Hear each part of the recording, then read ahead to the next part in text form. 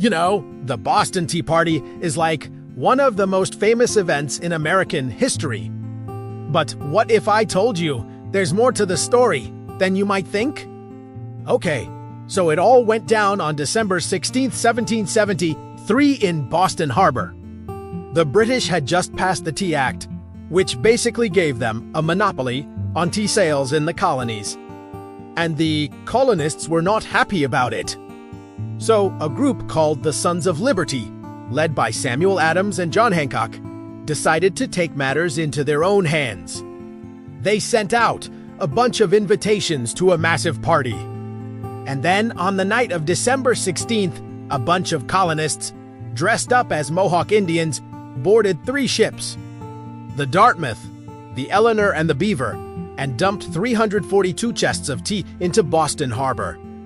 Now, what's surprising is that other than the tea, nothing else on the ships was damaged. They didn't even cut the tea bags open. It was only when they got to shore that they started dumping the tea out of the ships and into the harbor. In total, the tea that was destroyed that night was worth nearly $1.7 million in today's money.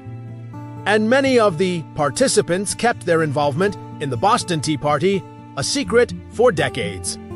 As punishment for this, the British government passed the Coercive Acts, also known as the Intolerable Acts, which basically closed down the port of Boston until the tea companies were paid back for their lost profits.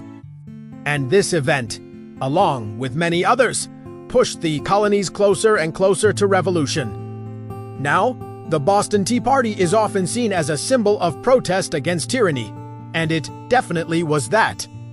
But it was also a carefully planned event, not a spontaneous outburst.